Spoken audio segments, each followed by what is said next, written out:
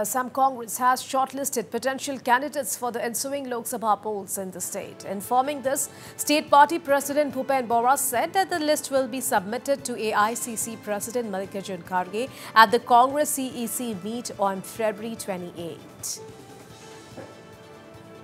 Our 28 तारीख माने CEC Central Election Committee meeting আছে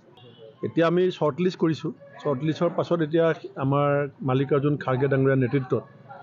28 তাৰিখ মানৰ ভিতৰত সভাখন হ'ব তাত আমি গোটেই ৰিপৰ্টখিনি সাবমিট কৰিম ব্লক বিলাকে কি কৈছে জিলা বিলাকে কি কৈছে ইয়াৰ নেতাসকলে কি কৈছে এই ৰিপৰ্টখিনি চালিজাৰি চাই এটা সিদ্ধান্ত আমি গ্ৰহণ কৰিম এতিয়ালৈকে কোন সমষ্টিত প্ৰায় প্ৰাৰ্থী চূড়ান্ত হৈছে কোন সমষ্টি চূড়ান্ত বুলি আপুনি যেতিয়ালৈকে আমি AICC ঘোষণা নকৰে মই কোৱাটো উচিত নহয় কিন্তু এটা মই ক'ব পাৰো যে এতিয়া 84 গৰাকী যি এপ্লিকেশন আছিল তাৰ পৰা আমাৰ তালিকাখন ছুটি হৈ আহি আছে পুনিতপুৰ লোকসভা সমষ্টিত আমি খুব সোনকালে আমি মাৰ্চ মাহৰ একেবাৰে 1 2 3 তাৰিখৰ ভিতৰতে আমি প্ৰাৰ্থী ঘোষণা কৰিবৰ কাৰণে পৰিকল্পনা কৰিছো